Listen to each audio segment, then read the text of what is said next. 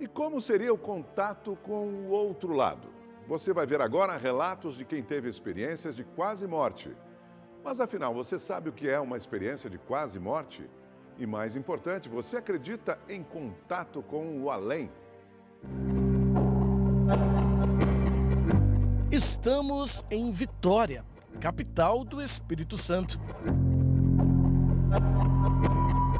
É aqui que vive o advogado e escritor Anaximandro Amorim.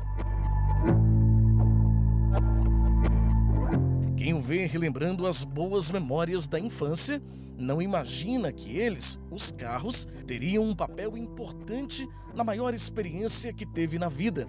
E tudo começou após um gravíssimo acidente, que ele mesmo explica.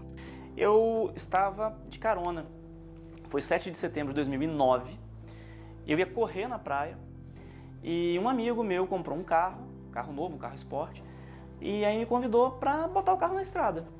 E eu pensei, bom, quando eu chegar no destino, eu ligo para minha casa, até então eu ainda morava com meus pais. E aí nós colocamos o carro na estrada, e apesar dos pesares é uma pessoa muito prudente, não é? Muito consciente. E uma motorista em alta velocidade, uma motorista que estava em alta velocidade, tomou uma fechada, ela alega que tomou uma fechada de um carro, perdeu o controle e veio na nossa direção e se chocou. Foi uma colisão frontal e o cinto de segurança lacerou meu intestino, cortou por dentro o intestino. Tive o que se chama de peritonite. Anaximandro ficou em coma por mais de uma semana. O coma é uma condição médica gerada pela redução da atividade elétrica no cérebro. Assim, o corpo não tem nenhum estímulo, o que denuncia falha no sistema nervoso central. Foi nessa época que Anaximandro teve uma experiência de quase morte. E aí quando eu entrei para a primeira cirurgia, eu, entre aspas, morri. Porque eu não me lembro de mais nada. Aí começa realmente essa experiência de quase morte. Eu fui realmente para esse lugar, né? E eu acredito que eu fui. Foi uma experiência muito contundente para mim. A experiência de quase morte do escritor capixaba Anaximandro Amorim foi tão marcante em sua vida que ele resolveu escrever um livro. Lá, ele relata detalhes impressionantes dos momentos que vivenciou.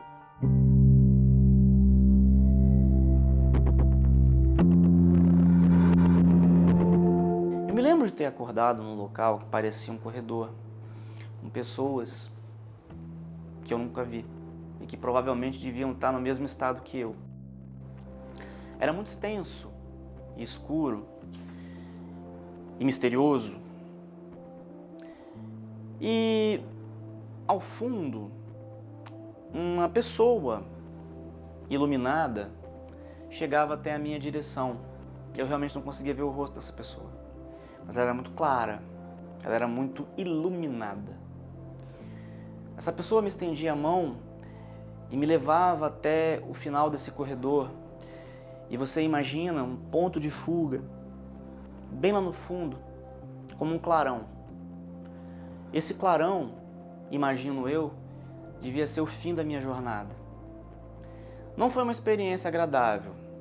Depois do que aconteceu comigo, eu fiz algumas pesquisas e percebi que na maioria dos casos as pessoas envolvidas em experiências de quase morte tinham sensação de paz, mas uma minoria não tinha. E eu pertenço a essa minoria. Certamente eu não devia, não era a hora, né? Tanto que eu tô aqui, claro, por óbvio. E essa pessoa ia me levando, levando, até chegar nesse local que eu imagino que seja o fim da nossa história e o começo de uma outra história. E eu digo para ele, com todas as letras, eu me lembro muito bem disso, eu não sei se eu devo reencarnar ou não. E a partir daí eu abro os olhos. Mas afinal, o que é uma experiência de quase morte? Diz a ciência que esse fenômeno seria uma alucinação de quem está em coma.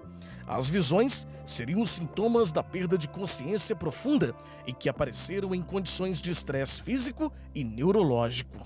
E você, acredita na experiência de quase morte? Conhece alguém que já passou pela experiência? Não, não tenho. E você acredita nesse tipo de experiência? Acredito. Biblicamente, depois que a gente morre, acabou. Por isso.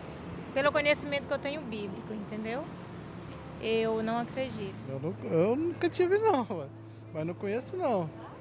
Essa experiência não. Você acredita nesse tipo de experiência? Não acredito não. Uma pesquisa feita em 1982 apontava que 8 milhões de americanos já tinham tido experiências de quase morte. Aqui no Brasil, não há um consenso. O assunto ainda é tabu para muita gente, mesmo sendo um fenômeno mais comum do que se imagina. Um exemplo bom assim de se fazer é pessoas que sofreram infarto com parada cardíaca. Aí ficaram com o coração parado, né, por alguns minutos, e o cérebro também, já que o coração estava parado, não recebia sangue nem glicose, e essas pessoas, neste momento da sua parada cardíaca, elas, quando ressuscitadas, né, voltavam a viver, né, e relatavam que nesses momentos em que acontecia, por exemplo, a parada cardíaca, elas tinham visões. Viam saindo do corpo, viam, por exemplo, o cenário do que estava acontecendo no seu atendimento. A grande maioria das pessoas pensa que a experiência de quase morte está ligada diretamente ao espiritismo, o que geralmente não faz tanto sentido. Isso porque médicos e especialistas relatam que pessoas que não professam a religião espírita, ou mesmo que são de outras denominações religiosas, também já passaram pela experiência. Seria uma forma de contato sobrenatural? Ou charlatanismo? Um dilema que envolve fé, ciência e o além. Para o médico José Roberto Pereira, é uma questão interessante.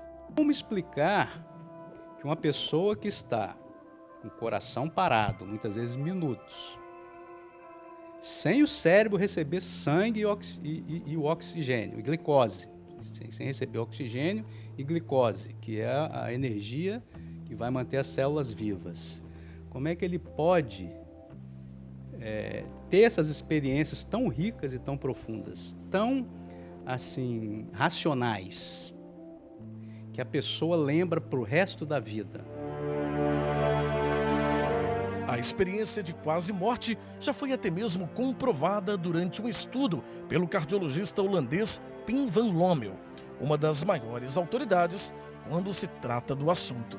O paciente, ele teve uma parada cardíaca na rua lá, o socorro veio rápido, ele foi reanimado durante a ida para o hospital, começaram a reanimar, ele continuou a reanimação no hospital, foi mais de 10 minutos de reanimação, ele ficou com o coração isoelétrico, quer dizer, sem batimento mesmo, cérebro em sofrimento, e ele relata que naquele momento ele viu todo o procedimento que estava sendo feito nele.